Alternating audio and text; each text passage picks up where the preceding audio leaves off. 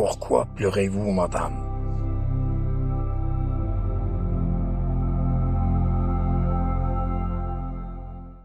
Ultérieurement, j'allais assister à des scènes pathétiques.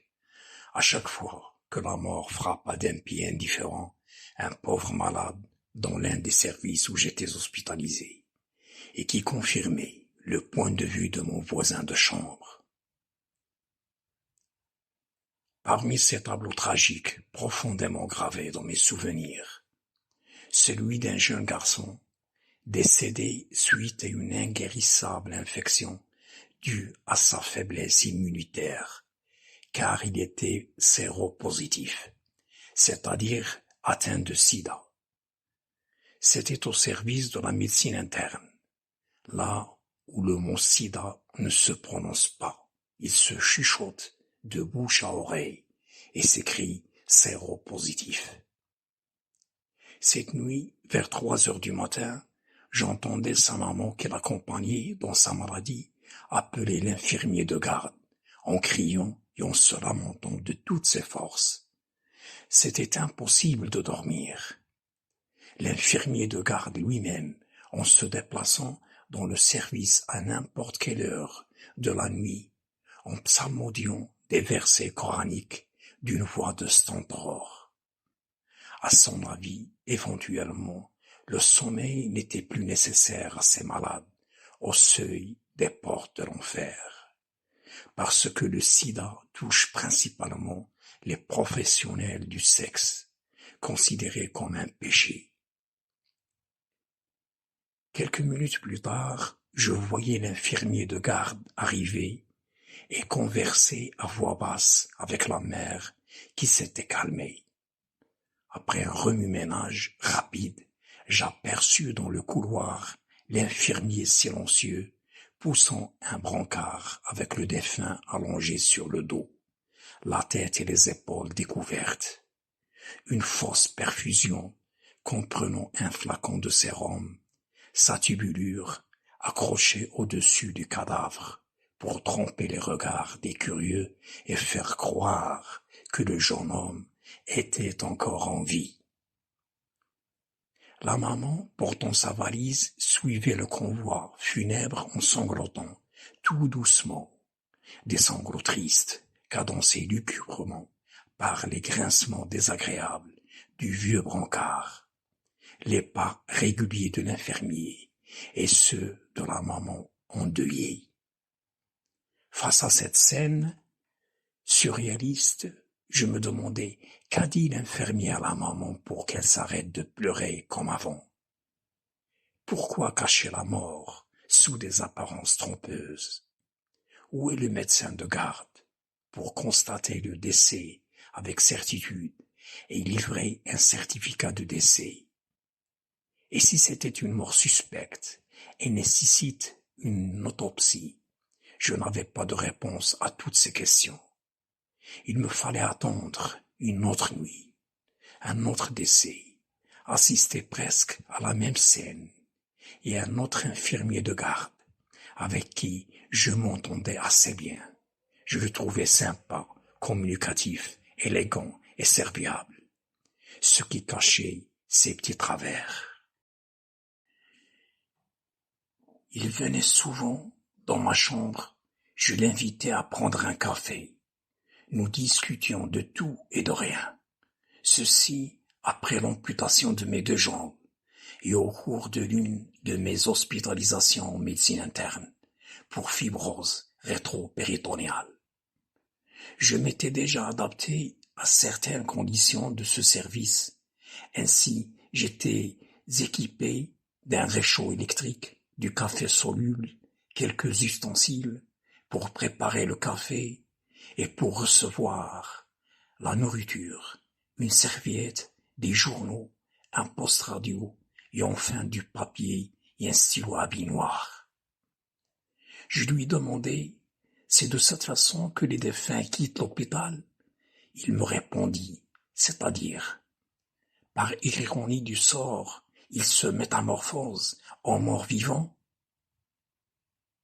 Il objecta en souriant, non, pas tout à fait. C'est pour éviter toutes les complications administratives concernant le décès. Pire encore, l'ambulancier exige un prix inabordable pour le transport d'un cadavre, étant donné que la plupart des malades sont issus des milieux modestes et viennent presque de tout le pays.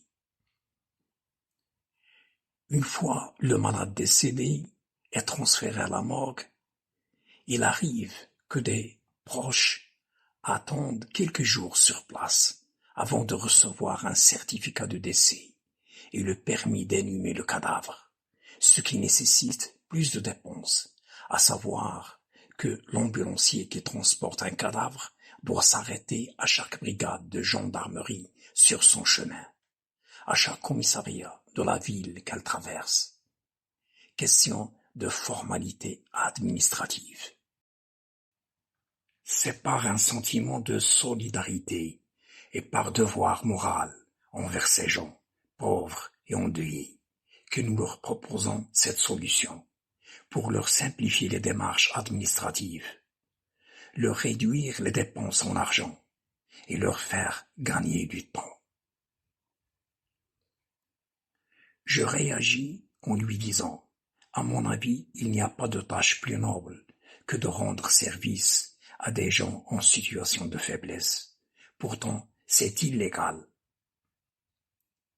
Plus grave encore, le matin, personne ne se souciait de la disparition du malade décédé la nuit dernière.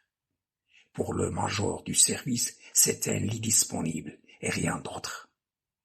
C'était à ce moment-là que j'avais réalisé l'amère réalité du point de vue de mon ex-voisin Brahim lorsqu'il m'avait dit « Si l'infirmier t'a étranglé, personne ne le saura, ni ta femme, ni le médecin-chef. » Cet autre décès était celui d'un jeune homme, Abdjelil, lui aussi séropositif. Je l'avais connu pendant presque 3 mois, avant que sa santé ne se dégradât brusquement, suite à son refus de prendre ses médicaments. C'était son choix. Il venait dans ma chambre avec d'autres malades pour discuter, échanger des idées, se raconter quelques intimités autour d'un verre de thé, afin de retrouver un peu de chaleur humaine, mais surtout rire, parce qu'il fallait bien rire en définitif, puisque le rire est une insulte au malheur. Il est plus fort que la souffrance et d'une formidable complicité pour affronter la maladie. Ce n'était pas le cas d'Abdjelil qui avait perdu ses rêves et sa santé d'immigré en Russie, expulsé de force hors de ce pays et atteint de sida, dont il ne parlait jamais, comme tous les malades du service. Il était taciturne et souriait les dents serrées. Il broyait le noir, à cause aussi de sa mésentente avec ses 2 frères, hauts fonctionnaires. Il me paraissait comme l'oisillon faible, tombé du nid, destiné à être éliminé. L'infirmière de garde avec qui je partageais le café en bavardant était la seule à m'avertir et m'informer sur les malades du service. Elle me déclara à voix basse, « Attention, certains malades qui fréquentent ta chambre sont atteints de maladies opportunistes, contagieuses, tuberculose, diarrhée infectieuse, méningite, etc. Parce qu'ils sont séropositifs. Je pense que tu connais les règles d'hygiène pour éviter toute contamination directe ou indirecte. » La chambre d'Abdjelil, qui occupait avec son voisin, souvent absent, se situait en face de la mienne, séparée uniquement par un couloir assez étroit, avec les portes toujours ouvertes. 1 ou 2 fois par semaine, l'un de ses 2 frères, cité plus haut, venait lui rendre visite en compagnie de sa femme endimanchée. Il lui apportait un repas copieux, à la marocaine, riche en viande.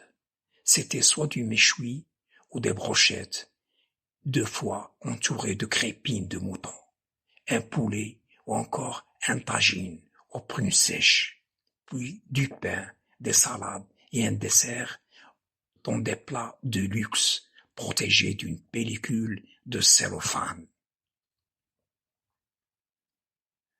Pendant ces visites, le jeune Sibéen restait allongé sur le dos dans son lit, la tête levée vers le haut, le regard tourné vers le mur. Il ne parlait pas, ne bougeait pas, ne mangeait pas. Dès que le couple quitta sa chambre, il se mit à héler un policier en se servant de ses 2 mains pour amplifier l'appel. « Ah, policier !» Ce dernier arriva toujours en uniforme. Il venait généralement pendant les horaires de visite voir sa vieille mère malade. Sans tarder, il déchira la pellicule de cellophane et attaqua l'opulent repas avec enthousiasme. L'un de mes voisins rigolos répétait à chaque fois qu'il a assisté à cette scène, le malheur des uns fait le bonheur des autres. Lorsque l'état de santé d'Abjil s'était détérioré, il ne pourrait plus quitter son lit, même pour se laver ou aller aux toilettes. Sans accompagnante ni aide-soignante, il était seul dans sa misère, sans aucune aide, sauf celle de l'un des 2 frères et sa femme qui arrivaient de temps à autre pour faire le nécessaire à leur avis. La femme mettait des gants et une bavette, puis retira avec précaution les couvertures qui dégageaient une odeur fétide et s'en alla les jeter dans la grande poubelle du service, placée dans les toilettes communes du service. Puis revint le couvrir avec des couvertures toutes neuves, tandis que son mari restait assis sur une chaise en train de surveiller l'opération.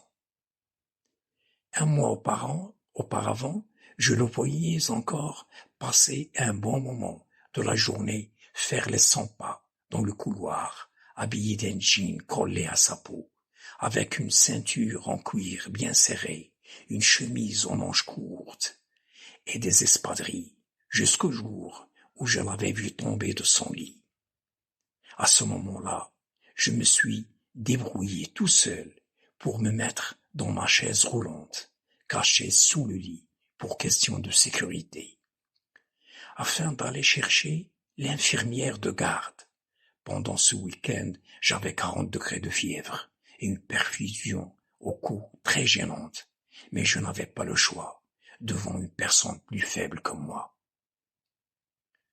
Je l'avais retrouvée en train de donner des soins à un malade.